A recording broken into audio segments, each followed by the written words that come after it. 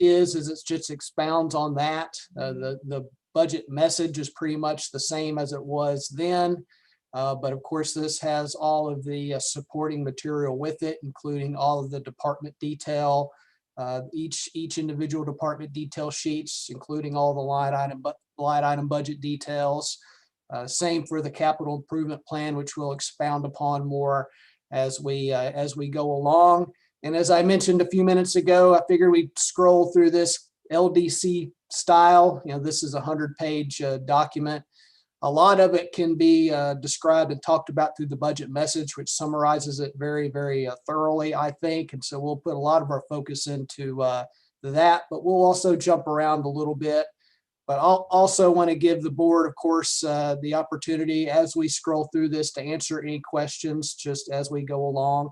I have several of our department heads that are able to be here today online as well, just to answer questions that they might be better suited to answer than I can. And then also ones that are just interested in listening to what goes on today.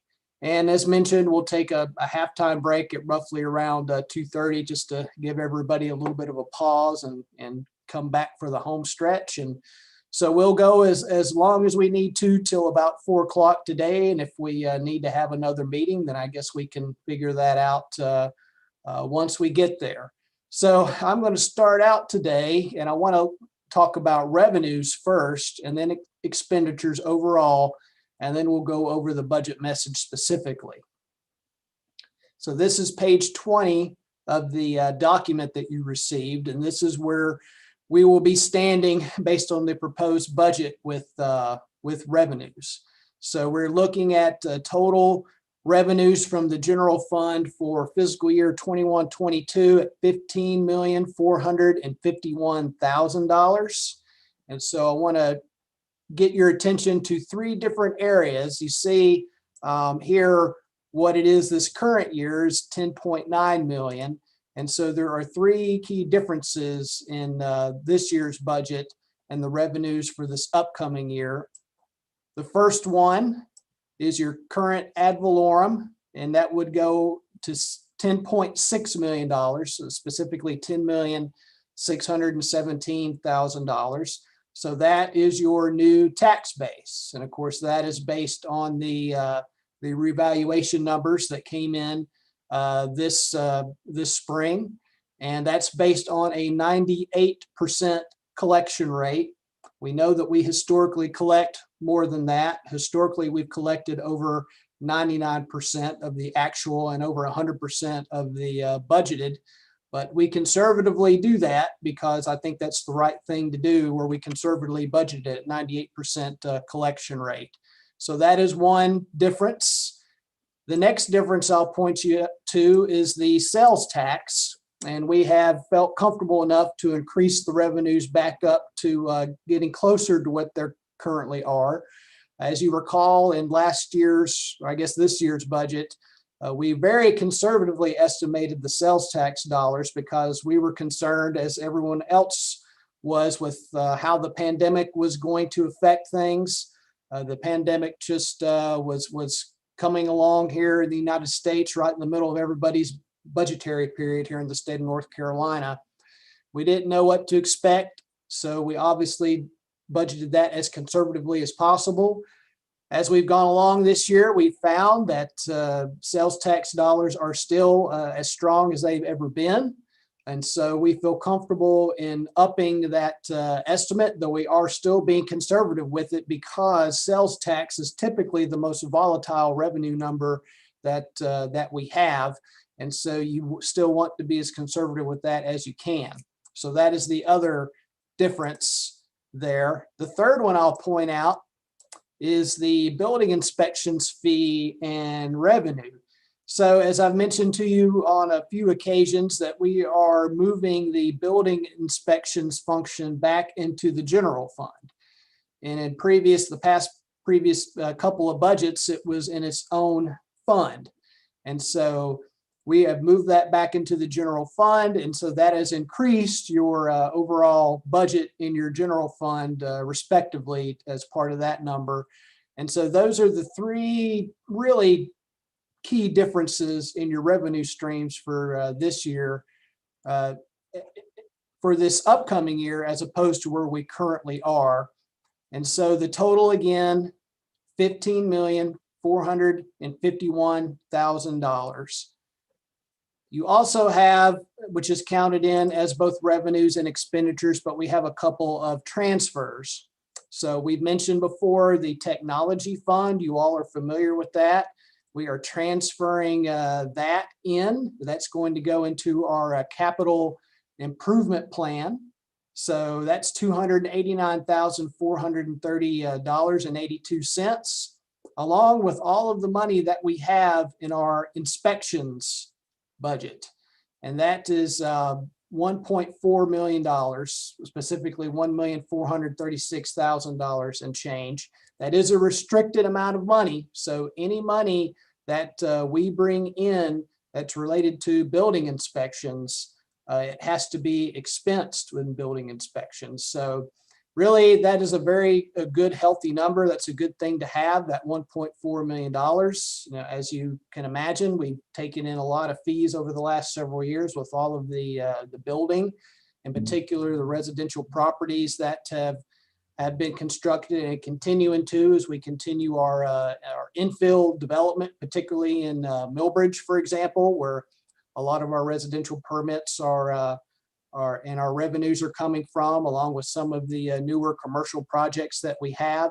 So we'll continue to collect that money, and those revenues, of course, will go into the general fund budget now, as opposed to being in its own fund budget. So you total all that up, and we're at over 17 million. So about $17,196,819.52 total for our total revenue stream for this upcoming budget year. And this is on the operating side. There's a question on the floor, Jeff, if you'd pause for a second. Sure. Jeff, I have a question. So the fifth item up from the general fund where interest earns, is that a typo from 100,000 down to $1,000? No, it's not a typo. You're not getting much of any return on investment now, as we did a couple of years ago on those. And that actually is probably one that Rosemary can explain a little bit better than I can, but it's not a typo. That's what we expect to get in interest earned this year. Yeah, there's several contributing factors to that. The last finance director was very active in the markets, and we had an account where, you know, she invested a lot of our funds, and then we were doing great on the interest rate. When I first started here, they had already liquidated all the money out of those accounts and moved it back into NCCMT.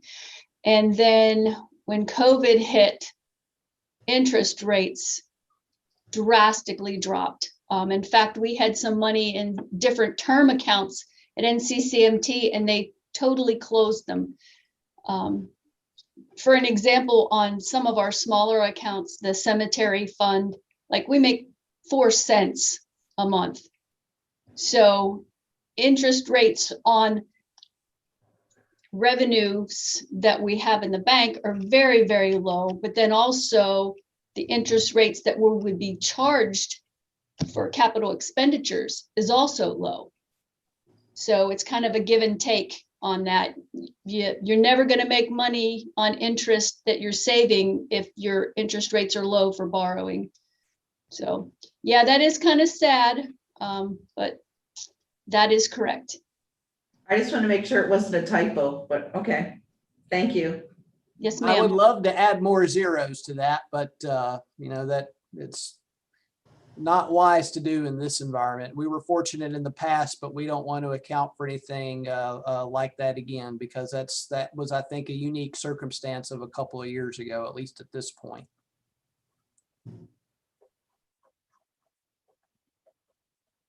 So, and here's the overall picture for your general fund expenditures. And of course, they balance as they are supposed to with the revenues at $15,451,000, for the general operating budget. And then, of course, the two transfers, technology fund and the inspections transfer. And we'll go specifically through each of these departmental budgets as we move along today. But administration at $1.7 million, public services at $1.3 million, and parks and recreation at $1.6 million. Those will be the three that you will see the most significant increases to. And the reason that is because those are the three budgets that will house now our expected debt payments for our town campus. We've set aside, of course, those monies with the expected borrowing coming this winter, late winter on those, and we've split up those costs accordingly. You'll find that most of the expected budget on town hall on that debt service will be in your administration budget, whereas the Parks and Recreation budget has the debt service for phase 2 of the downtown park, as well as half of the expected debt service for the Public Services and Parks and Recreation Operations Center. And of course, the Public Services budget has the remainder of that. We did put a small amount of the budget for town hall into building inspections, roughly 5%, which will be the area that they would cover within that building that we thought that we could appropriate to that and stay within our what we're supposed to as far as their expenditures. So we're also, keeping the CIP reserve transfer. We've been putting in $175,000. So it's what we did this last year. We're going to continue to do that, but we bumped it up just a little bit. When we got through this exercise, we had $6,000 left. And so we decided that we would just drop it into your CIP reserve. You'll also notice that you have downtown park phase 1. I mean, that's not necessarily a department, obviously, but so that is money that we are appropriating from this general fund towards that project, so that you are paying less in cash out of your capital reserves this year. That keeps your capital reserves a little bit more robust, and that sets ourselves up better for our 5-year plan that we'll go over in the capital improvement plan section as we move along in this document. So that's the overall what you're looking at there. And so I'm going to go back to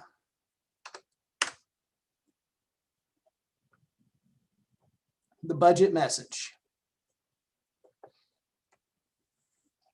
One of the things that you'll recall from when we started this process, we started it pretty late in the budget process last year, and that was for a couple of different reasons. One, Rosemary didn't arrive here, I don't think, until late February last year, and then myself, I was appointed manager in late March. So we didn't start this whole budget process until early April this last year, and of course we started in January, as we normally would historically in most budget years. So the pandemic was the other thing that caused a lot of unique challenges. So for us, it was the timing and it was the pandemic. And as we mentioned, it was something that caused us to reduce our budget down from where it historically had been, which is why you saw the decrease last year in roughly $2 million from our overall budget document. So two things have happened this year moving forward, is that those decreases that we had, we are reflecting those in this upcoming year as to our revenues kind of being back where they were historically prior to the pandemic. Also adding on that, we're adding on the revaluation that the county had, and really what that is a market correction. So it's one of those things where, like in 2015, the market depreciated, and we know how much growth that we've had here in the last 6 years, and so this is that market recorrecting itself now to numbers in 2021 that we're seeing reflective to the market that we've had, as far as people are telling me with houses for sale, that people are competing. They're getting offers, 15, 20 offers on one house. And so it's pretty amazing. And it's reflective in this successful market of South Charlotte and all the growth that we've seen. So our growth, specifically in the 2010 census, we were at about 10,000 people. We expect us to be at about 20,000 people for the 2020 census, and we should know those numbers very soon. I feel like the town has done a pretty good job historically in keeping up with our operational demands. Obviously, keeping up with our trash collections, keeping up with appropriate amount of police, appropriate amount of street maintenance, things like that. Where we have historically lagged behind is in our capital needs. And I know that the town has talked about the capital improvement plan for a number of years. And I can proudly say that in this document, we actually do have a true 5-year capital improvement plan. And we have a plan of action moving forward for how we fund this for the next 5 years and beyond. So our total tax base, we're at over $3 billion. So that represents a 28% increase in the assessed value of property in Waxhaw. And everywhere saw fairly significant increases. Some were larger than others. Indian Trail saw some significant increases. Monroe saw some significant increases. Some other smaller municipalities saw a little bit less, but we're kind of in the middle of that, middle to upper, in what we saw in our increase in tax base. So what we have to do by state law is we have to write or mention what the revenue neutral tax rate is. And we have figured that out. And it is a fairly complicated formula that you have to work to figure out. But based on our best estimation, the revenue neutral tax rate would be around 32 cents on the 100. I'm recommending that we maintain the same tax rate of 38.5 cents on the 100. And of course, this will keep us thinking in the big picture, allow us to keep a better handle on our capital reserves, and will allow us to complete our capital improvement plan on an annual basis with enough money to fund that without completely depleting our reserves by the end of the decade, as we worked with Davenport Financial, which would happen if we didn't find other sources of revenue. And these are just basic numbers of the property tax base, the total value of the real property tax base, total value of the personal property tax base, and then the total value of the motor vehicle property tax base. You total all that up and you get to the over $3 billion. These are the numbers that you already saw with the estimated revenues, the 10.6 million for real property personal tax base. And what you do to figure out that number is you take that 3 billion number and you multiply it by 0.00385, and that gives you these numbers. So it's pretty simple math. So your real and personal property tax, of course, that's the largest revenue source for the town. As I mentioned before, we historically collect over 99% of the estimated and real personal property taxes. But with any budget, you want to be conservative with that collection. So I recommend that we budget it at a collection rate of 98%. Of course, those get mailed out in the late summer and are due in January of every year. Typically, January 5th is the due date, unless that falls on a weekend. Then it falls on the Monday thereafter. And we do collect a small amount of monies from previous years, which we call penalties. And those are typically budgeted in the tens of thousands of dollars. So it doesn't usually make up a significant part of the budget, but it is a revenue. Nonetheless, we have our motor vehicle tax, which is a tax that's assessed by the by North Carolina, and it's distributed down to us. But want to make sure that you keep that differentiation. That is not what the $25 municipal tax is. And that $25 municipal tax is what funds our small transportation plan. So these are two different revenues. Then we have the sales and use tax. So that is redistributed back to municipalities. It goes into a large state pot. We don't collect specifically for what is spent here. There's a big formula, and it goes back to the state. The state takes their cut, the county takes their cut, and then they distribute the rest back to each municipality.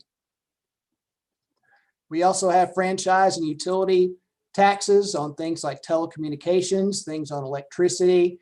That's in the past been a larger amount of our budget, but those have historically been going down in recent years. And so we've continued to account for it that way. You have a number of other smaller revenues that add up, I guess, significantly when you add them all up, including ABC store revenues, additional revenues on state beer and wine sales. We have permit and plan review fees. So those are typically about $135,000, I think is what the budget is this year, and plan review fees whenever we get development review plans in. Facility rental fees were not a big part of the budget last year, and they still aren't, but we have crept those back up a little bit as things continue to start to transition up to more normalcy, I guess you could say.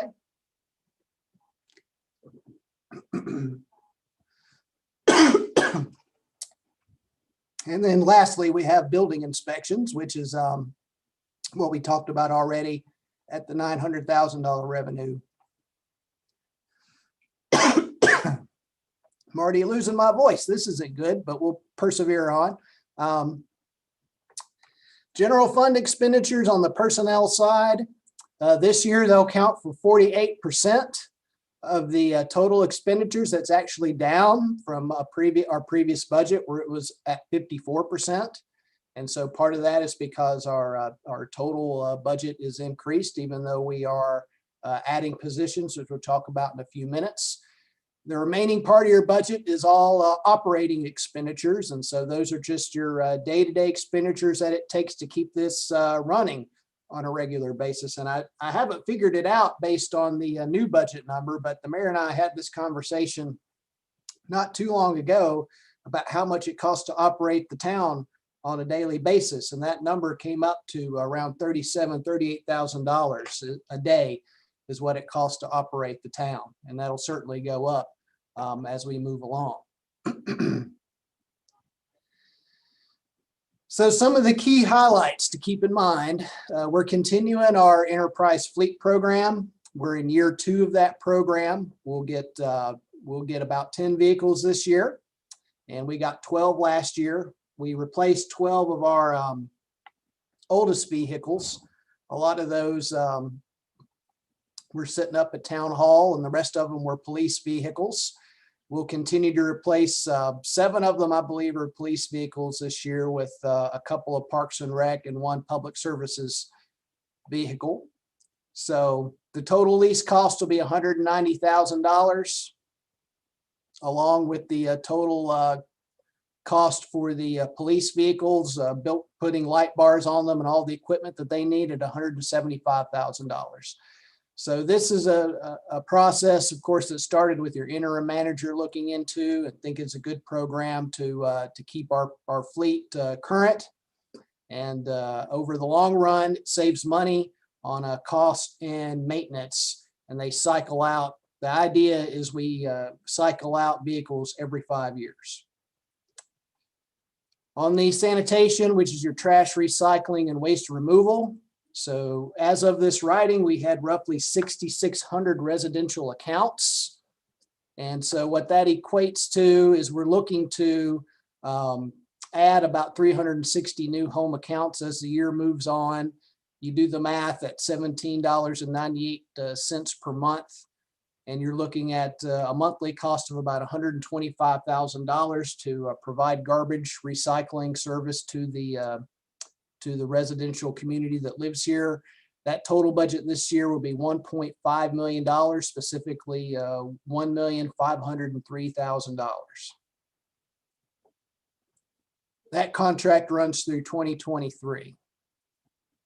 So probably about during the holidays of 2022 would be when we'd want to make a decision whether we'd continue on with Waste Pro or start to look at other opportunities. So during the fiscal year 2019, the general fund was amended to remove building inspections revenues. But this year, as I mentioned, we're putting those back into the general fund.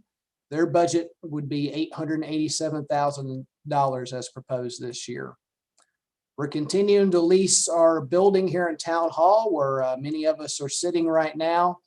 That total cost is $110,800 plus an additional $10,000 to be able to continue our lease here, which is good till November of 2022. And so, you know, as we're building our town campus, we will have to look to extend that for a little while longer to make sure that we're still able to be here while our town campus gets built out. And I mentioned here the inadequacy of our town departments and how they operate now. We all know, of course, I think Ann got here when we were, it was about 12:30, and she heard a lot of drilling and a lot of hammering. They were working on the transition of our small conference room to office space. And I politely asked them that they needed to stop by 1 o'clock so you all wouldn't hear all of that drilling and hammering. But we have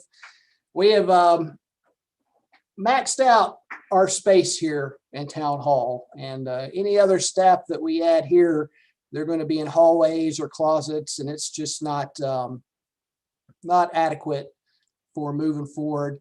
The same can be said, obviously, for a number of years in the making with the Public Services Building, as well as Parks and Recreation. So, of course, we have a great opportunity to modernize our facilities, modernize how we provide our services as a town. And so this is the beginnings of that on our town-owned site. We're in the very beginning stages of that design. I think we picked a great architect in ADW that is diligently moving that along, and we expect to be built on that facility in roughly 2 years, and hopefully we can be sooner than that. But we have a significant amount of monies that we have to budget for that in order to pay that debt service. But we also have to remember that there are what we call soft costs to those as well. So if you recall from our space needs studies, they had estimated the construction costs of the building, but they also estimated what you call soft costs, which of course are things like furniture. You have to furnish both of the buildings. We also have a certain amount of money that's accommodated for blasting. We know that some sites around us had some rock that were underground, and we'll probably have the same.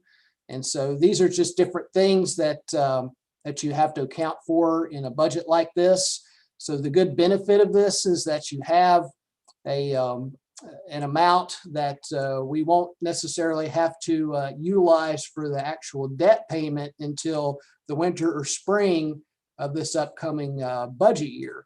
But you have to budget for the full amount starting July 1st.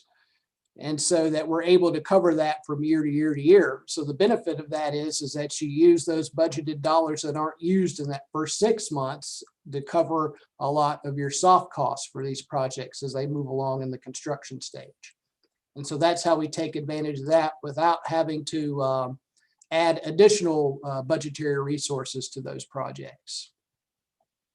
So $790,000 is what's budgeted right now between administration, public services, and Parks and Recreation budgets to pay for the annual debt. Phase 2 of the downtown park will also be financed, and we have that at $210,000 in the Parks and Recreation budget. Phase 1, which is the infrastructure phase, will be delivered through the general fund revenue and capital improvement plan.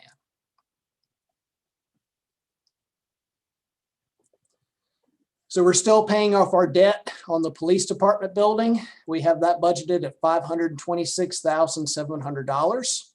And as we're currently speaking here, we're in the final stages of a refinance. So we kept the budget number the same. Right now, until we finalize that process, we can probably inch that down just a little bit, as we've been talking about, where we're going to be saving about $112,000 over the remaining life of the loan.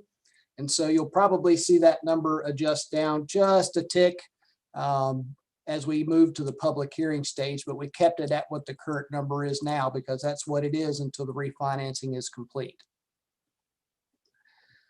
So we will continue to make our annual contribution to Waxhaw Volunteer Fire Department. The total contribution is $25,000. One thing that we also added into this document is $17,000 for additional trainings, some trainings for trying to be more inclusive in the workforce. And our workforce, although it's not been intentional, certainly does not represent the diversity in the town that has become a commonplace here that we've seen over the last decade or so. And so we are being very mindful and trying to make sure that that we have more awareness of that as we move along. And so Wendy has actually found a great company to work with, and we'll be providing some training for all of our employees. So we're really looking forward to that in our budget document this year. Total number of staff positions is 84. So we currently have 80. So obviously that would be an increase in 4 jobs.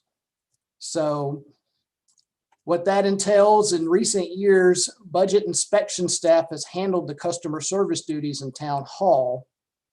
And that created some issues where they were not able to complete work as timely as of a fashion that I think we needed to do.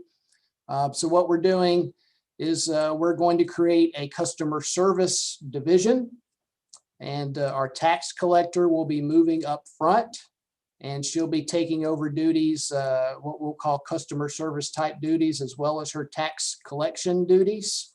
She'll be helping out up front with our current part-time person whose name is April, who helps out the permitting staff now with customer service duties.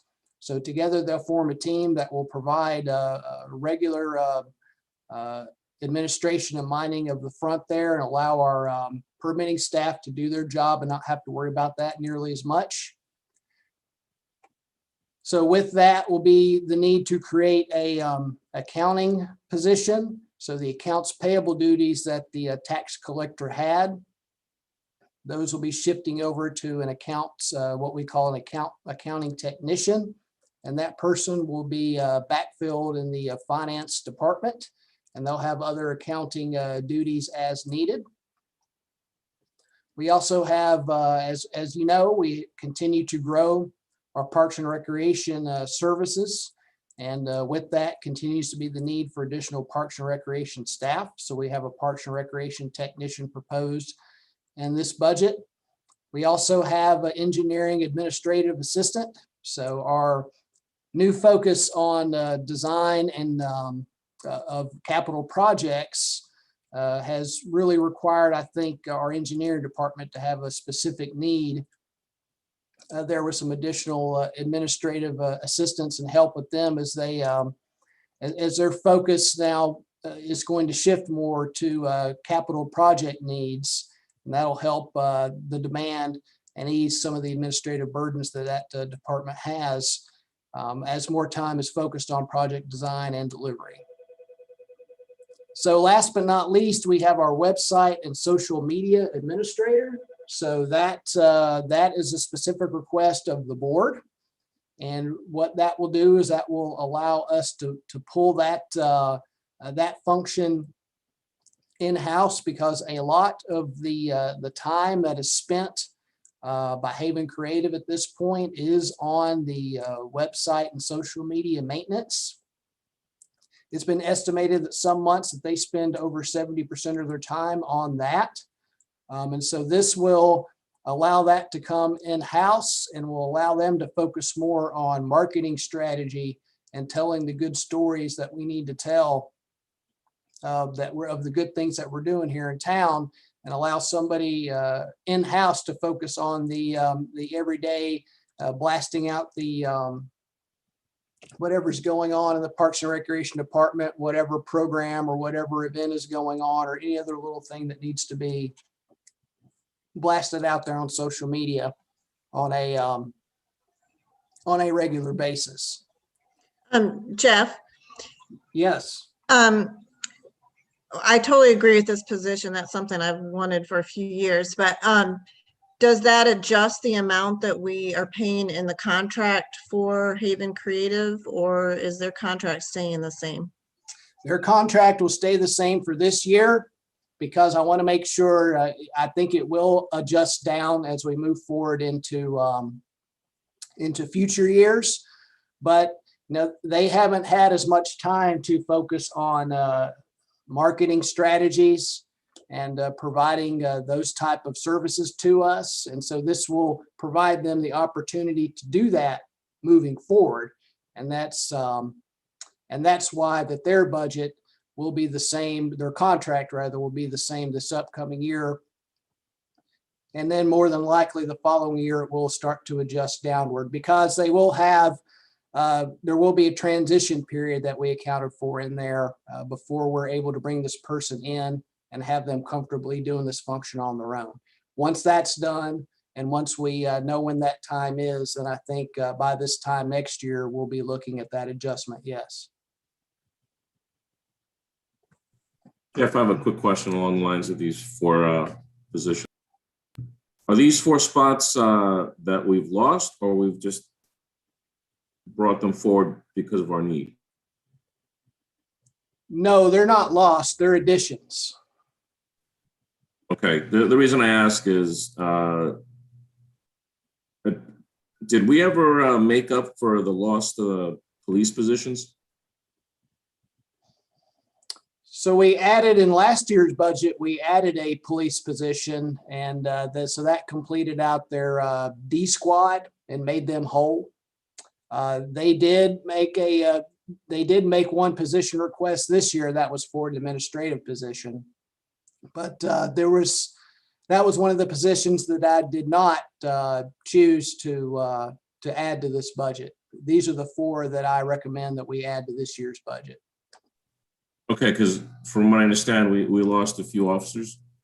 Did they get put back on somehow, or? Well, their positions don't go away. I mean, so they can be backfilled. But yes, we've had some officers that there has been some changeover, but their positions don't go away. They've rehired in most cases. They have rehired. Yes. Okay. Thank you. Make a comment along that same lines. The reality is that a couple of the positions are replacement positions, one for Jeff's former position and then one for Kurt's former position. So we're really not adding necessarily all of that. It's just backfilling the positions that were held open. Well, and the mayor's right about that. I mean, then that's not even accounted for in this document. Our new planning and inspections director, I mean, that was already a budgeted position, as well as the downtown director position, and we're backfilling those. So, but these four positions are new positions, newly created. It also allows for up to 2% merit for staff. And of course, every year, about this time that those performance evaluations go out, and then department heads have the discretion of how they want to award merit on an annual basis. So we'll continue to budget for auditing of our accounting in the previous year's budget. This year, that would be $28,000 is what our Strickland and Hardy is proposing to do it for. And of course, we have events programmed back into the budget, but we're not quite up to, I guess you'd say, a normal operating there. But we are accounting for that, and we expect the governor at some point, probably this next month, to start lifting the state of emergency. So once we do that, once we have more definitive timeline on that and how that all will work, then I think we'll be able to go back to a full event schedule. So probably not in the early to mid part of the summer, but we certainly expect and hope to be back to a full event schedule by the fall, if not sooner, depending on how the guidance from the governor goes. We have a significant streetlight maintenance budget, and so that's no different this year. We have that budgeted at $224,000. I also mentioned the facade improvement program. So that's housed within the planning and zoning budget. We've had that in the last several years budgeted at $25,000. And we have, as discussed, boosted that budget back up to $50,000. And along with that will be a revamp program that this board will actually consider upcoming in either this upcoming meeting or the second meeting in May, where you'll be looking at the program guidelines, and we'll be renewing that based on how it was historically, where you could get an award for all facades on your building and residential and commercial. So it won't be just restricted to commercial fronts. You'll be able to get monies for refurbishing a residential structure or a commercial structure, and it doesn't matter what facade it is.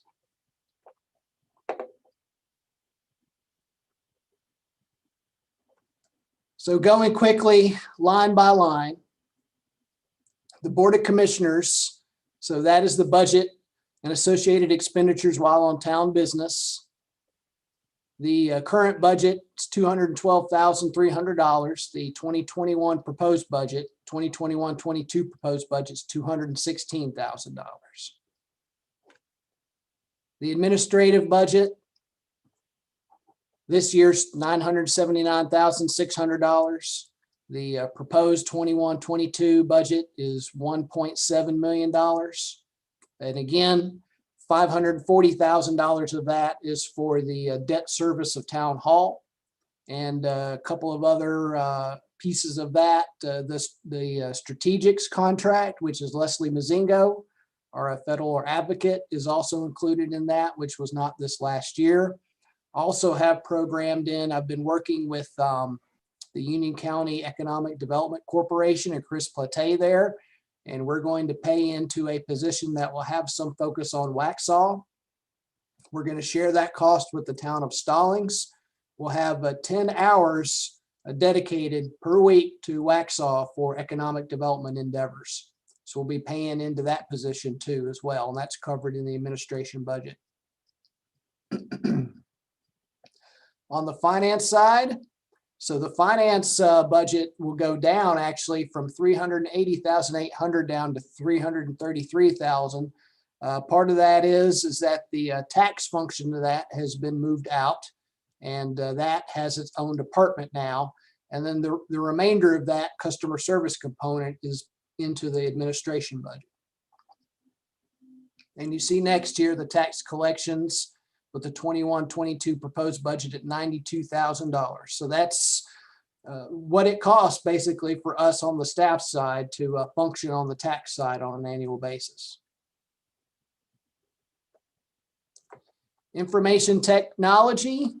So this is where we now are housing all of the technical support, where in the past we had some of those functions and some of those supplies, hardware, software, things like that in the individual budgets.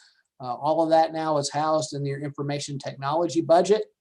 And this year it's proposed at $754,000, whereas this last current year was $556,000.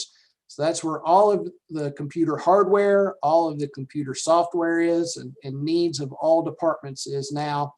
We started that transition last year. If you remember, we talked about moving the phones, things like that. So we finished that transition this year with all of the other computer software and hardware needs now being housed in the information technology budget. Public services. So our current budget was $1,077,100. The proposed budget for this 21-22 fiscal year is $1.3 million. And that increase, that's accounted for with the half of the cost of the public services and Parks and Recreation Operations Center. That is also where you carry the enterprise lease budget. So that accounts for that as well. So the police budget is currently $3.6 million, and that is just going up very slightly at 3.7 million, specifically $3,764,000 for 21-22. Emergency management looks a bit different this year because we are actually housing 75% of your fire marshal salary within that budget line. So that accounts for a good chunk of it, along with the annual training that we'll have for our emergency operations plan. Of course, the board just adopted that emergency operations plan a few weeks ago at one of our regular meetings. And one of the things in that is an annual training to make sure that we are up to date on that plan. And that's accounted for in this budget item that hadn't been accounted for in the past. And there's building inspections now housed in the general fund. The 21-22 budget's proposed at $887,000. Last year was $907,700. Engineering this year, the current budget's $586,400, and the proposed budget is $709,000. Of course, that accounts for one new position, the administrative assistant position, as well as some administrative cost for some of the capital improvement projects that we have. And so that's where that is housed as well. Sanitation, the current budget's $1,442,400. And as I mentioned before in the highlights, we're looking at just over $1.5 million with the expectation that we'll be just under 7,000 residential properties as we're sitting here by this time next year. Planning and zoning, $528,800 is the current budget. 21-22, we're proposing $593,000. So along with the general administration that comes in the planning and zoning budget, that's also where the town's facade improvement program monies is housed, and that's $50,000 of that budget. Code enforcement, you have one employee dedicated to that function. Of course, they'll be housed within the planning and inspections department, but we keep those monies separate. So this year, the proposed 21-22 budget's $85,000. That's bumped up just a tad just to allow for additional abatement flexibility. So if we have a property or two that needs some abatement, meaning that we have to pay to clean it up, that accounts for it in this budget. The downtown budget, this current year is $144,500, and the proposed budget for this 21-22 is $160,000. And so that houses your downtown director position, as well as just some small time projects, as well as the lease costs for all of the parking that we have in downtown, where we have arrangements with property owners. For example, they're across from Crossroads there at the intersection of Highway Mine and 16 is one, as well as the lot that we pay a lease for next to the Women's Club. Human resources, this proposed budget's $360,000 for 21-22, and the original 2021 budget's $253,000. So this includes some additional trainings, as well as our town's wellness program, and of course, all the benefits packages that the town provides. Parks and Recreation, of course, you'll see that is a significant increase. The current year's budget's $990,000. The 21-22 proposed budget is $1.6 million. And so what is accounted for there primarily is the parks portion of the Parks and Rec and Public Services Operations Center, as well as Phase 2 of the downtown park. So both of the debt services are housed there in the Parks and Recreation budget, as well as we've put back in all of the monies for events that were not there this current budget year. Then we have the downtown park Phase 1, where we're taking $977,000 of our tax base and appropriating that towards that project, so that we only have, as you'll see when we get to the capital improvement section, we'll only have to pull $731,000 from our reserves to be able to work with year one this year and do all those projects that we want to do. And then lastly is our capital improvement plan transfer, which we're looking at $181,000 this year, as opposed to this current year's $175,000. So hopefully, as time goes on, we'll be able to creep that number back up to where it was in previous years.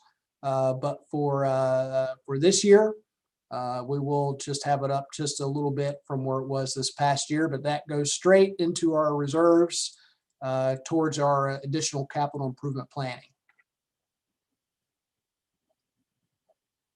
So we have a policy for our contingency, which is 1% of our general fund balance. And so with a $15.4 million budget, that means we have a 1% contingency line item of $154,500. And that is also housed in the administration section of the budget. And so that is a number that comes up with unexpected expenses that almost always come around on an annual basis. That covers those costs and has very well quite historically. Of course, you just got the audit presentation at your last meeting, and so these numbers will certainly be fresh on your mind. But we have an unassigned fund balance. Now, keep in mind, this was as of June 30th of 2020. That number was $6.9 million, which was at the time 51% of our budgeted general fund. You have a policy in place that your unassigned fund balance stay at a minimum between 30 to 40% of next year's budgeted expenditures. So what you've done, though, over the last several months is you've appropriated some of that money. You've appropriated money towards the design and construction administration for town campus. You've also appropriated money for design and construction administration of the downtown park project. So actually that number is not $6.9 million anymore. It's more like $5.6 million or something like that. And so if you look at it from the perspective of, that number's gone down and also your budgetary numbers have gone up, you're not at 51% anymore. You're more in the low 30% range for your, at least as it stands, until we see how it's recalibrated again at this time next year when the audit's complete. But just want you to be mindful of that you're not up at the 51% anymore. You are probably somewhere in the low to mid 30% when it's all said and done. So you have the cemetery fund here, which is a pretty small budget, but this is what we budgeted for this year. For of course, this is when somebody wants to get a plot or two in our town-owned cemetery, and just some other general maintenance costs. We have that budgeted at $20,000 this year. This past year, we had it at $18,100. And of course, your two transfers again, as I mentioned, the technology fund was created back in 2014, and that's a cost that adds 10%. So if you want to get a permit here at Town Hall, or if you want to turn in plan review fees, anything like that, an additional 10% fee is tacked on to that. And that historically was housed in a separate fund. We're going to be transferring those funds into the general fund moving forward. And so that transfer from what was remaining there from previously was $289,430.82. inspections transfer, moving all the revenue that we had collected over the last several years in inspections revenues, $1,436,388.70.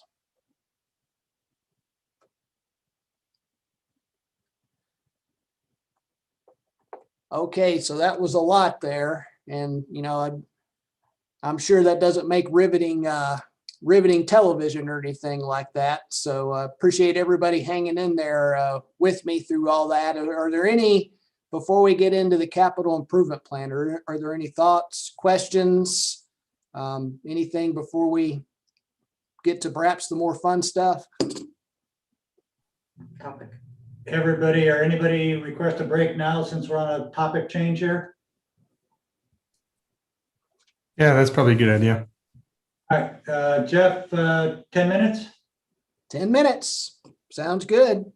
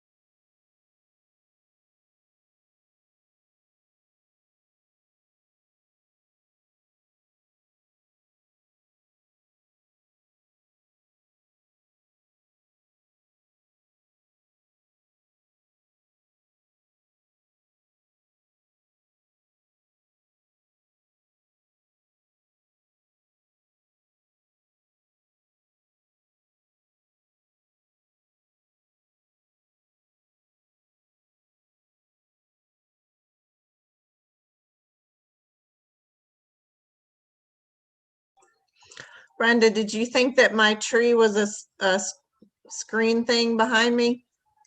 I did. I said, she must be down in South Carolina somewhere. No, this is the tree behind my bay window. Oh, okay. Okay.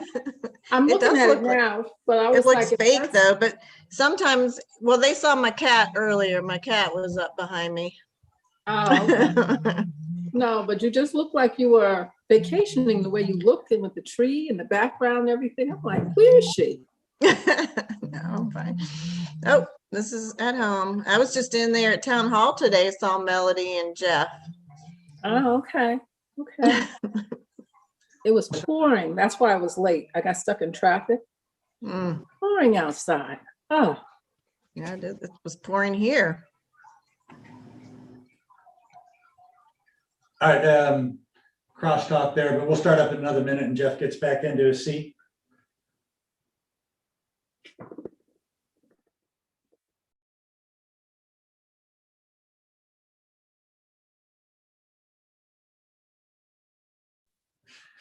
All right, looks like we're ready to get rolling again. Jeff, if you're all set, you can pick it up where you left off. Okay, thank you very much, Mayor. So I am delighted and very proud to present to the board your capital improvement plan. So this is your first 5-year plan that at least I know that the town has considered. And the proposed budget for this upcoming year, your capital improvement plan budget would be $5,129,655.82. So with that are several different funds. We've got your capital projects fund, capital improvement plan fund, PAL bill fund, small transportation project fund, downtown park fund, TAP grant fund, and town campus fund. So capital improvement plans are very common in local government. They're typically long range and they account for different infrastructure and equipment needs. They're typically between 4 to 10 years. We will adopt one historically now moving forward on a 5-year basis. We'll keep a plan for 5 years. Anything beyond that, we would call future years. But one thing to keep in mind that I'll point out is that we will be recalibrating this on an annual basis. So just because right now in the 5-year plan, if you have a project that right now is budgeted for in the say 2025 year, that doesn't mean that it can't move up or move down depending on what changes between that time. So we'll look at it on an annual basis. And as I mentioned before in some of our previous discussions, the list is never going to get smaller. It's only going to get larger.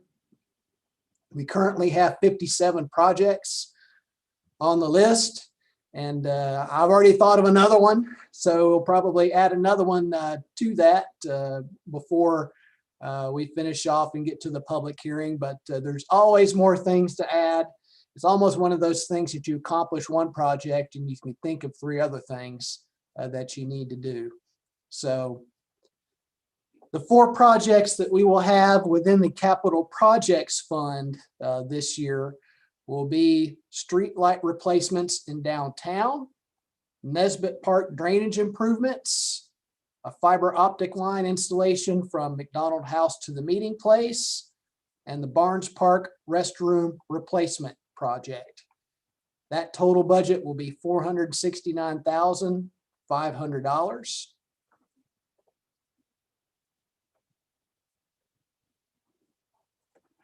The PAL bill fund. So this is a fund that we receive annual monies from the state, and it's based on a formula based on the number of miles that you have and maintain. And our budget this past year was $475,000, and the proposed budget for this year is $490,300. So that includes general maintenance of streets, crack sealing, repaving, things like that. It also includes one capital improvement project, which is our crosswalk project. And that is going to add some rapid flash beacons and striped crosswalks across NC 16. Your small transportation project fund. So this is the monies that you receive on an annual basis, the $25 fee. When you get your registration, you'll see that. You see what the taxes levied are, and including in that is this fee. And we estimate those revenues this year to be roughly $360,000. Also pulling a little bit of our fund balance from that, we're looking at a budget of $441,000 this year. That includes the Sunbonnet Lane Rehabilitation Project, McDonald Street parking improvements, Downtown Bridge Steps Addition, and then a portion of the East North Main improvements. We have part of that project within the Small Transportation Fund, and then we have the other part of that project in the TAP Grant Fund. And of course, a significant amount of your capital improvement budget this year will be towards the downtown park. This is what I would consider to be our top capital project priority and the most immediate one to get completed. So you have $372,000 that will be carried over for the design and engineering costs, as well as an additional $1.7 million to be transferred from the general fund and the capital improvement plan fund respectively. So as you saw, 977,000 is the number that we're bringing in from the general fund, and the remainder of that will be from your capital improvement plan reserves. And so that totals that number. Then you have the town campus fund. So this is the most recent contract that the board approved back just about a month ago for ADW Architects Design and Construction Administration for our town campus site. That's $976,800. So one thing to keep in mind with these numbers is that they probably will go down a little bit over the next couple of months. So we might have to adjust them before the public hearing. We'll see. It depends on when we start getting billed for some of these services. Since they are already in the design phase and the contract is active, we might get some invoices from them, which we would pay, which would then just bring that budget down a tick a little bit, but it wouldn't be much.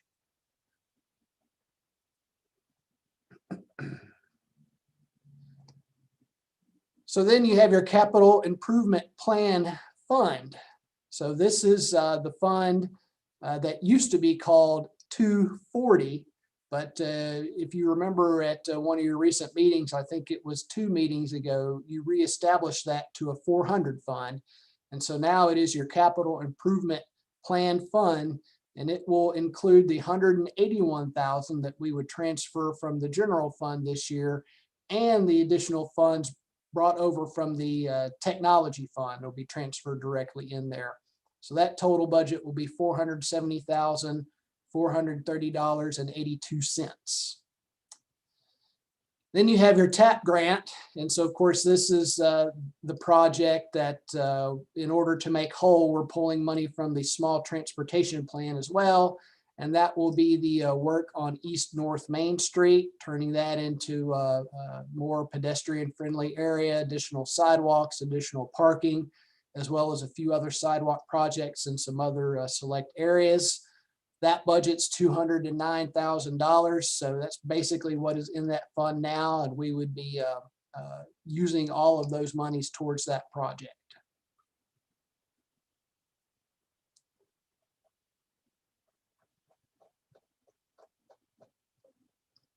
And let's see, page 58. So here it is at a glance all together. So, and it of course balances out at $5,129,655.82. And so I want to stress this to the board. You know, these projects really are going to improve the quality of life of Waxhaw citizens.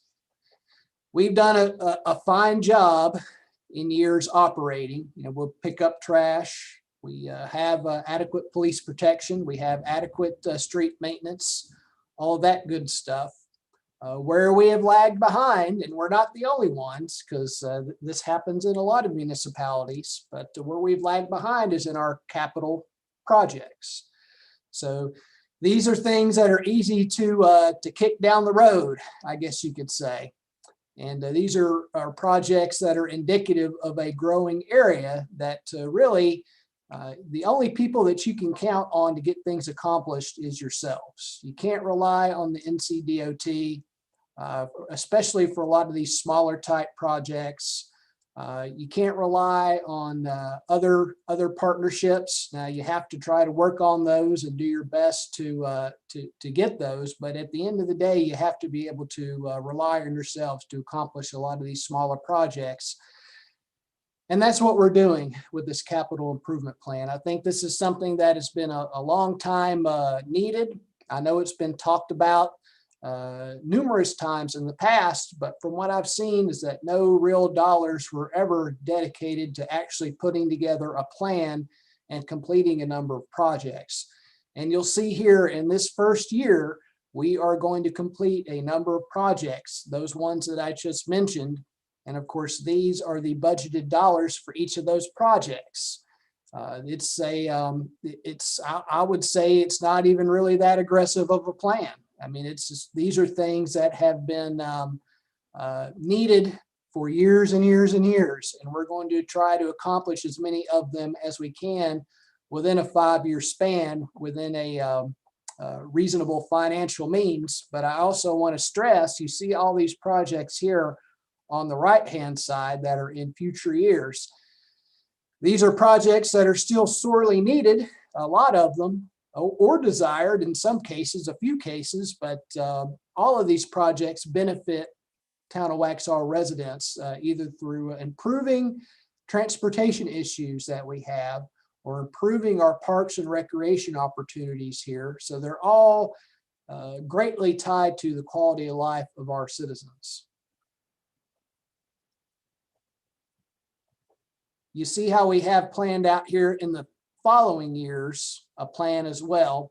So we're going heavy this first year mainly because of the downtown park infrastructure, or phase 1, as well as the town campus design. So that makes up a significant amount of this $4.6 million budget.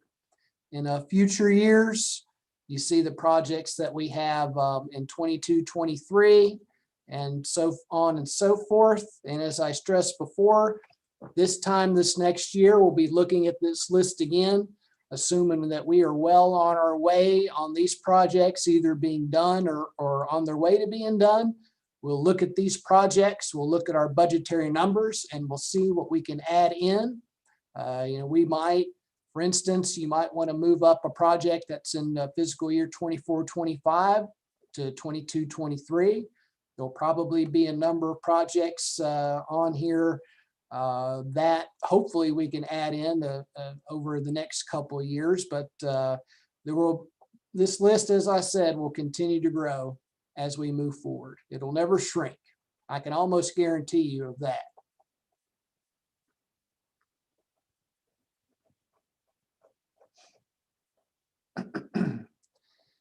And so, this gets into the specifics of each of the projects, what they're each budgeted at. This really shows the overall picture of this. And then this is each of the detail sheets. We got the capital projects, 140. PAL bill is what we call Fund 290. Small transportation is 380. And of course, that's the 441,000. So as I mentioned, we've got Sunbonnet Lane rehab, we've got East North Main, McDonald Street, downtown improvements. That's the breakdown. Downtown park here, as I mentioned before, 977,000 from the general fund. You'll be spending $723,000 out of your CIP reserve to be able to pay cash for phase 1 of the downtown park, with your design costs budgeted in at $372,625. So that brings that budget total again up to over $2 million.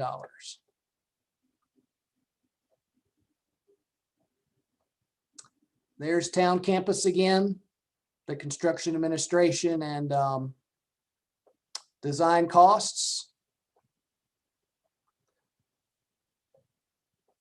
Your new capital improvement plan fund, the old reserve fund, 240, will now be renamed and renumbered to Fund 403.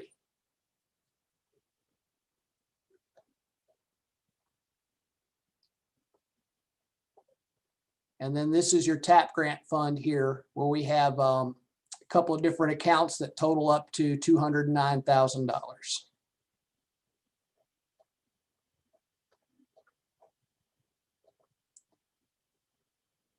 These are the project descriptions. So this is what I envision, and I know you've seen these on your in your packet of information even prior to this meeting, the 2x2s.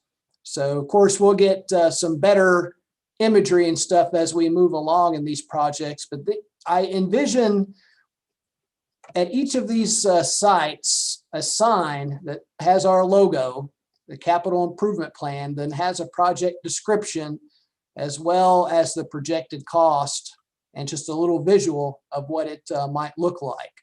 So I guess for the downtown park, it would be something like this, the conceptual drawing that we have. Because I think it's important for the public to see if we do an extensive capital improvement plan project budget as we have, this is where people see results. This is the performance here. This is what people want to see. Is their money actually accomplishing things and doing things that improve their quality of life? And so I want them to know at each of these sites, what's coming down the road. And so we can put this into a marketing piece. Number one, that would be on our website, something that we can also put out on social media. But I think it's also important to post these projects at their site. And we'll be getting a much better picture of town campus in the very near future, but I would picture the same doing there at that site as well, putting some kind of sign there that would show a visual of what's coming. And then this is part of the town's adopted capital improvement plan with a little description of the project. Jeff, I just saw Jason had a question. Yes, sir. Hey, Jeff, I think this is a great idea. I might suggest that we incorporate maybe a neat little QR code on these signs that would then allow someone to use their phone and it will kind of direct them to maybe somewhere on our site where they could see even more information about it. And that's a fantastic idea. We'll do that. That's a great idea.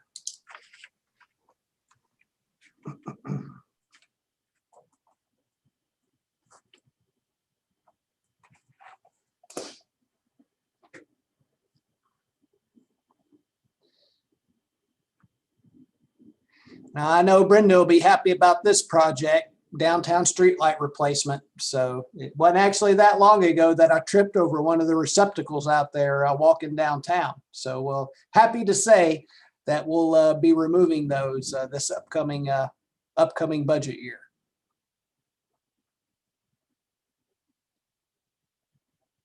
And of course, you've seen all these already.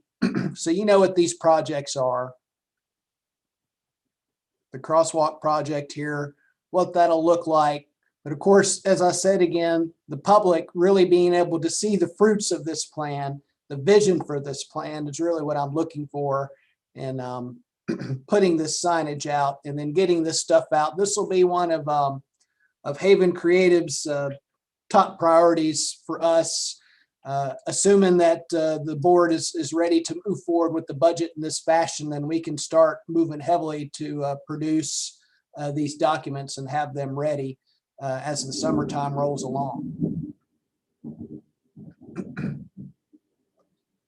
Hopefully we're not going to have a power outage here. We got a pretty nasty storm going on outside right now.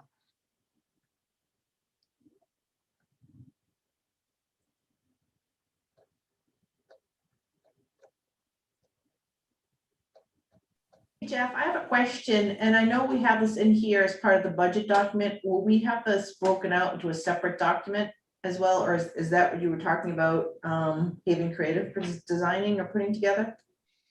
So they're going to put together a pamphlet, I guess you could call it, similar to what we did for the growth strategy and the LDC, something that we can place online as well as distribute out hard copy. And then we'll also have our own signs that are made. And they're actually working on some preliminary designs for that, how that would look, you know, based on having this logo on there, based on having the project description, bridge step additions. The signs we probably won't do as much description on because I don't think people would be able to read those as much as we would on the document that we would have online. But we definitely want to put some visuals on there for what the project could look like as that starts to materialize as we move forward. So I'm really excited about that portion of it. I guess my question was, is the capital improvement plan, which I know is in this document, is it gonna be separated and be its own document? Like the LDC booklet would, or one of the other multiple, like the pedestrian plan, will this be like a capital improvement plan, a standalone document? You will adopt a budget. That is the capital. So you'll adopt two budgets this time. One will be your general operating budget and the other would be your capital budget. But it's going to be part of this entire document is what it would be. It wouldn't necessarily stand alone on the budgetary side of what you have to adopt, but it can stand alone as its own separate marketing document. And that's what we'll do.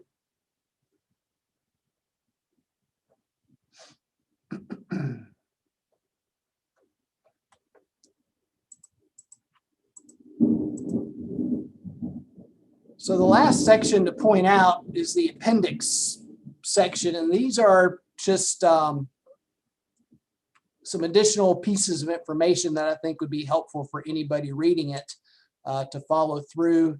It includes our organizational chart as of July 1st. It includes a short descriptions of each of our capital improvement projects, which I call the master project list.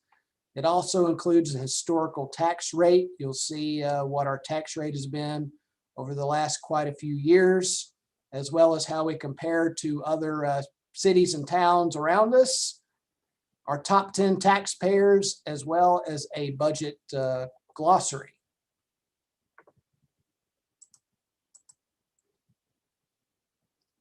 So this is where we will stand as of July 1st. And of course, we discussed all this at the retreat, and that is reflective of that, along with the police department one, which really requires their own organizational chart that does not fit in too well, at least on one page, with our overall town organizational structure.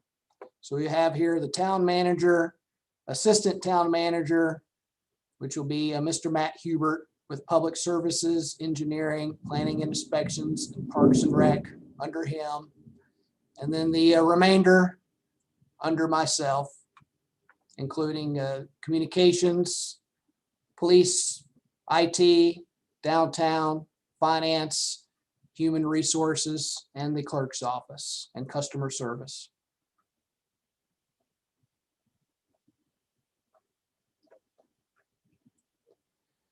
And if you want to get a little bit better description of each of it, especially projects that are not in our current year CIP, this is the place to go as to what the description of the project is, what potential town operating impact it could have.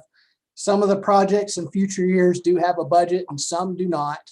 And of course, you wouldn't necessarily want to try to peg a budget for something that is at maybe 5 years or more off.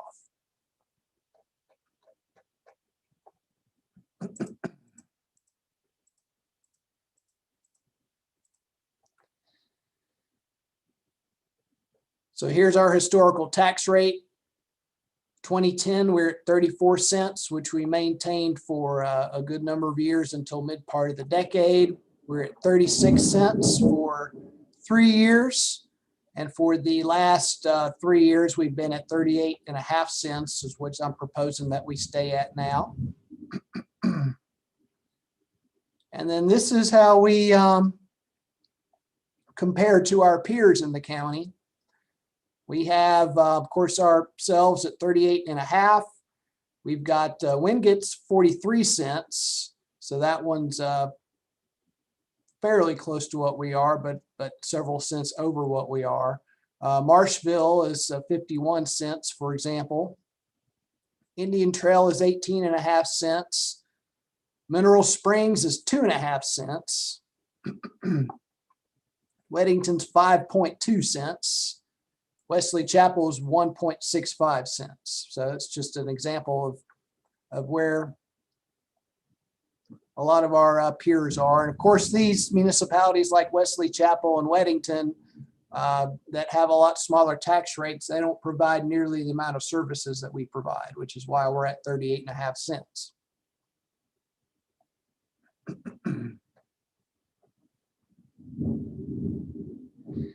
And then your top 10 taxpayers, Waxhaw Pine, that's the Lowe's site. That is still your top taxpayer and probably will be for the foreseeable future. Ardmore is your new number 2. I think I mentioned this to you before at $46,548, which is the amount of revenue that they brought in this past year. And then we have a number of revenues from public utilities that vary. It's not a significant amount of our budget, but it does add up. And of course, your glossary. Want to go back to the fee schedule. Want to make sure that I point that out because there are some changes there.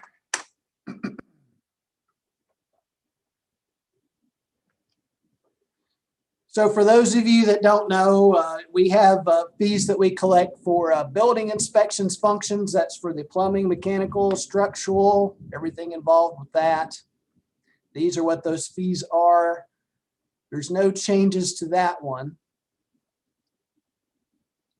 with the exception of a new fee in the fire prevention section for a sandpipe system installation. So that's just a small additional new fee there, $125.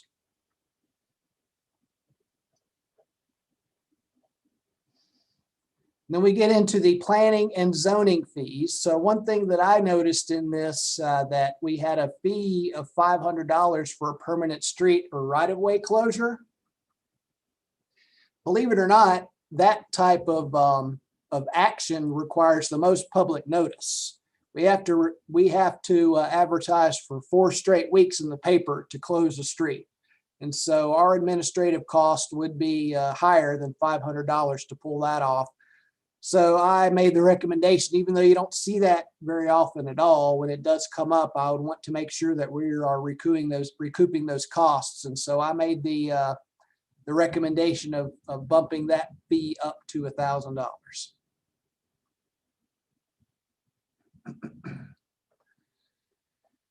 And then you'll see some new fees on the engineering side. And these are in addition to what we have on the planning and zoning side. And so this covers their cost for reviewing conditional zoning requests, site plan review fees, and subdivision review fees. And they pretty much match what we have on the planning and zoning side, if I remember correctly.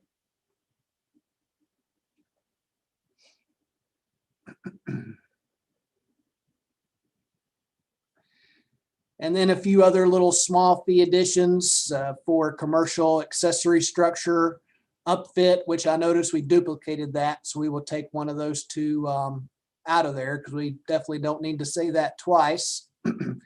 But you also have your food truck permit at $25. And then any other, we kind of have a category for what we just call other administrative permits, which would be $25.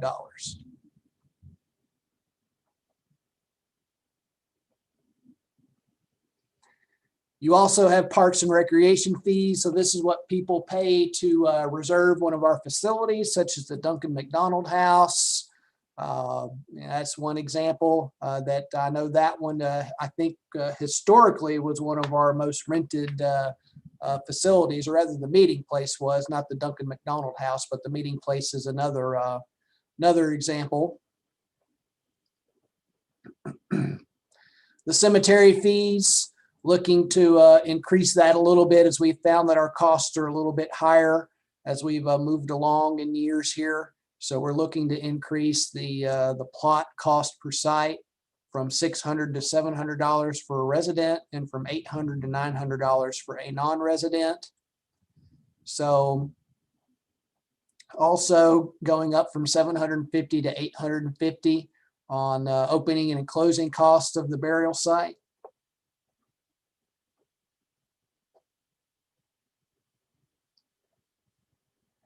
And that is also that little change there is also why your budget is in the cemetery fund going up from 18,000 to 20,000.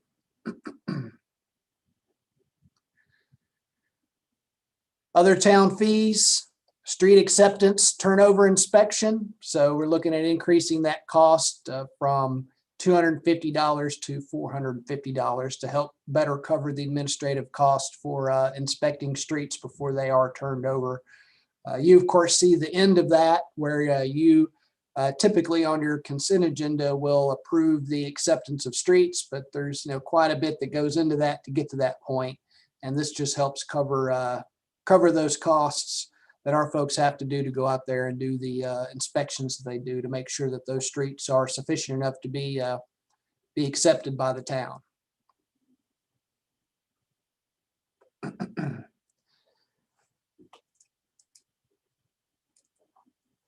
So I have whipped through that, I guess, a lot quicker than I thought.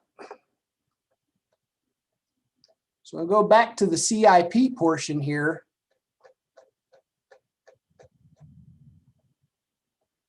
Are there any questions?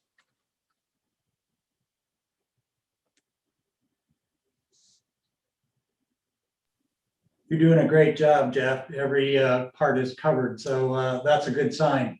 I'm sure we'll think about this and absorb it a little bit more, but keep on going. And if you reach the end before the end, then just let us know. Well, I think I've reached that. I've covered the general fund. I've covered the CIP.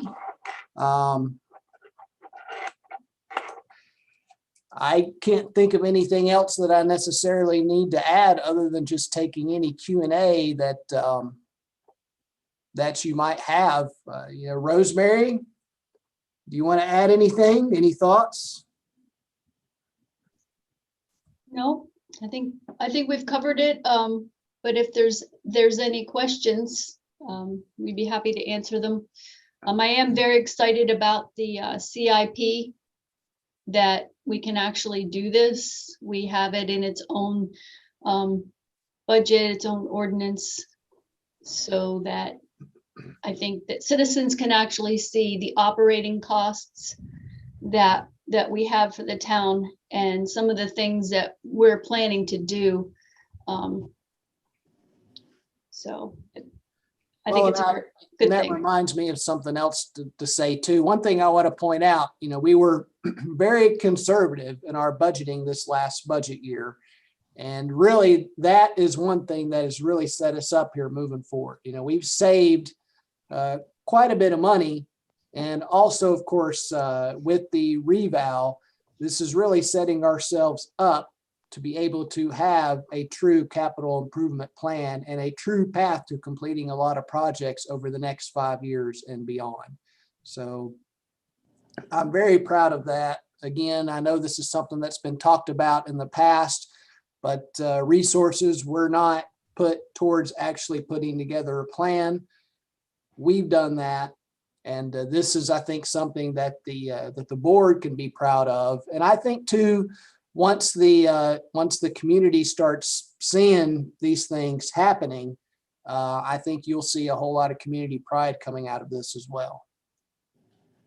Well, I agree, Jeff. I think you guys have done a great job, not only in just managing the numbers, that's part of your jobs, but I think you've done a real good job of explaining the moving around of the budget numbers that were reallocated in certain places before, and now we have a better explanation of where they are. So the reality is we're getting back on track, and we have a plan, not only just a plan, but we have a 5-year plan out in front of us. And you're right, that will be kind of a moving agenda depending on, you know, what needs we may decide we need to do. But I think overall, as I've been going through this with you guys in the last month or so, and now presenting it here, you've done a grand job of giving us information that probably wasn't presented as well as you've done it here before. So from my standpoint, job well done. And yes, do I know that things move around? You bet. But again, job well done on this presentation. I thank both of you and all your teams that have had input to it, and all the department heads that have had input to this, because it does make going forward a lot smoother and a lot more target directed. So thank you for that. If I may comment, Mayor, on the moving of funds, the building inspections fund, when I first came here, was one of the big questions that I had. And based on the LGC and some other references, they really considered that a operating fund. So we did a lot of research on that before we made the decision to put that back in 120. But like Jeff said, it's still restricted. Every bit of revenue and every expense will be accounted for. So there's really not any difference, except instead of coding it to a 600, it's going to be coded to 120. So that money, the purpose and intent of those funds haven't changed. It's just an accounting item on our financial statements. Well, I appreciate that, because what this is also going to do is not just for us, but those who are in our community that sometimes will just focus on one number and really not know the detail of it. And I think that's going to be the most important thing to recognize. We can all look at it and it looks like, oh, the budget went up, but it really didn't. And nor did our costs, by percentage wise, it really didn't go up very much at all. So we're holding the line, we're getting projects done, and we're well within our means to do it. So much appreciated, at least from my end, for sure.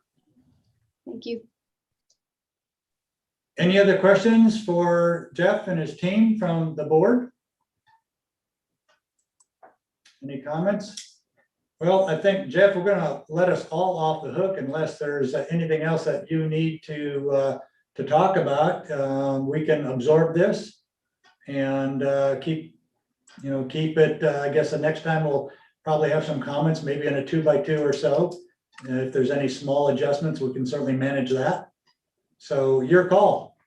Well, so have a few questions, I guess, to make sure as we move forward. So number one, I'm going to make the assumption that everybody is then comfortable with where we are as we would prepare this for the public hearing, which means then we would create the budget ordinance, which is really the only pieces that weren't included in this, but all it is just the same stuff over again, but it's just produced in an ordinance form. We would do that as really the final preparation of this. The board would be adopting, making two motions, I guess, come budget time. One would be for the general operating budget, and then one for the capital improvement budget. So I guess the first main question is just want to make sure everybody's comfortable with this moving forward before we go to public hearing. I'll create a PowerPoint for the public hearing when we get to that point and try to summarize this as best we can, going over these projects, going over what we're doing. And so this is how it will be. pretty much come public hearing time with, I'm sure, there might be a number very minimally tweaked here or there. Like I mentioned, maybe some of the project funds might go down a little bit as we start to expense some invoices out of that. But for the most part, this will be it. So I just want everybody to know that and understand that it will be, the closer we get to June, it's going to be significantly harder to change. So I guess really it's close to speak now or forever hold your peace type of thing.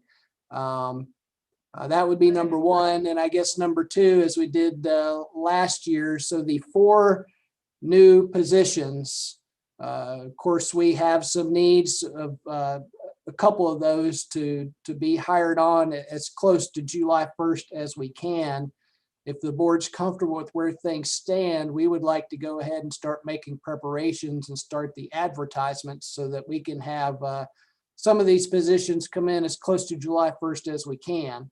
So if you're comfortable with how that stands, we would want to go ahead and start working towards getting those positions filled as quickly as possible. So I guess those are the first 2 things. How does everybody feel about those? I think overall, from at least my standpoint, again, we've all been very, very involved in listening and part of this process, certainly last budget cycle and this one. So you guys have done a great job of keeping us informed, throughout the year's process and giving us some advance information on what may or may not move around or look different in this budget cycle. And I think, again, you guys have done a great job in doing that. Lucky us that you've done that. And, even from today, you can see that there weren't a whole lot of questions. There may be some follow-up after that. So from my standpoint, anyway, I would say that we push to give a little period of time on reflection on this and then start the process.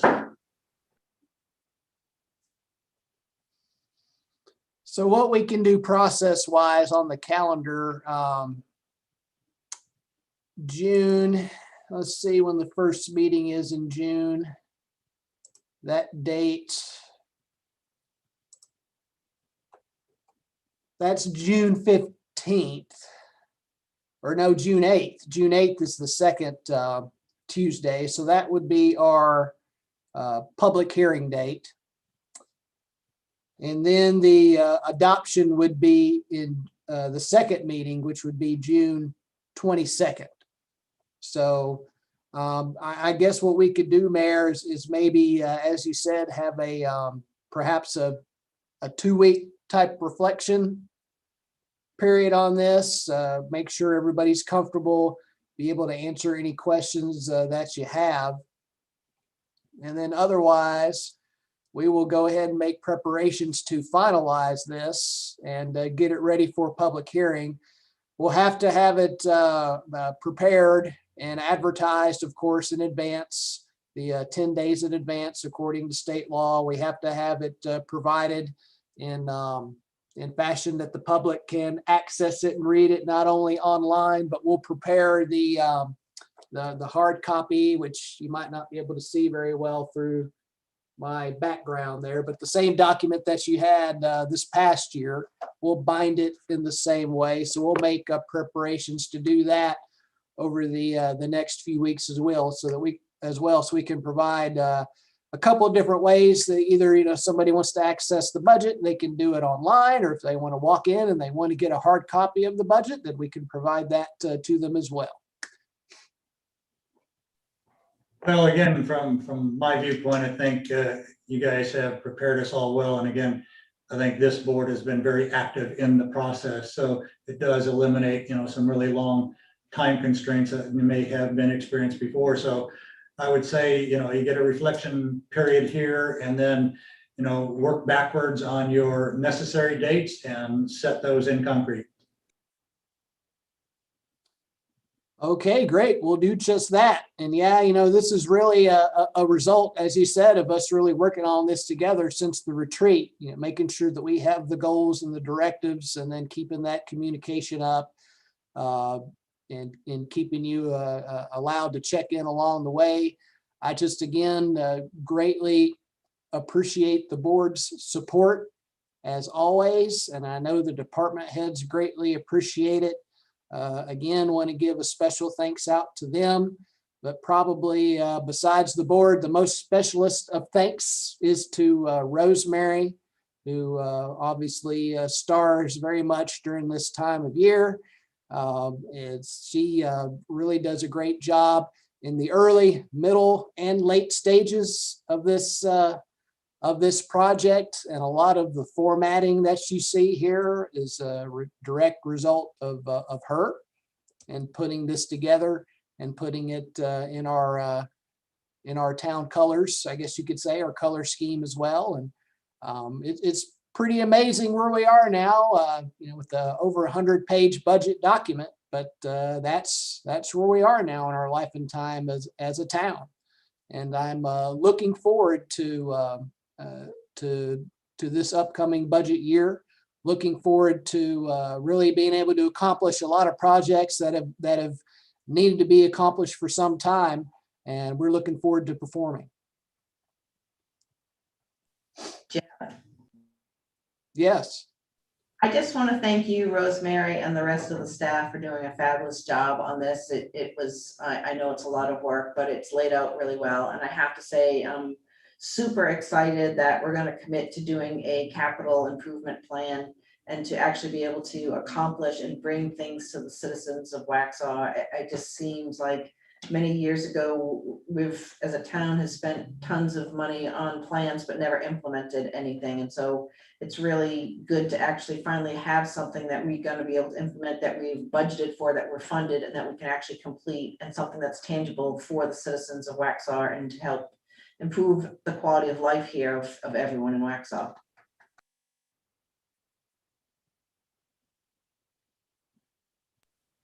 Thanks, that's true. I mean, there's so many years I have what I call my $1 million box in my office. And it's a stack of proposals and plans that were studies that were paid for. I mean, I added them up one day, it was a little over $1 million. None of those projects ever got completed. So again, I applaud you guys for putting this forth and having a forward movement plan.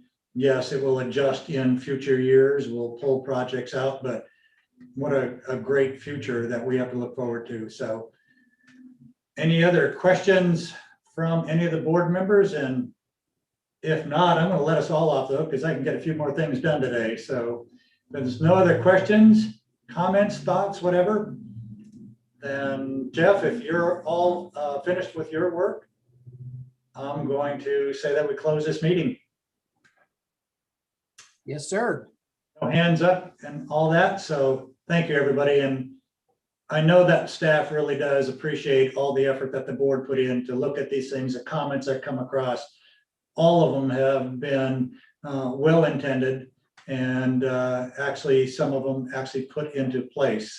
So thank you for all being so involved and making this a good process. All right, well, looking up at the screen, no other hands, comments. I'm going to close this meeting.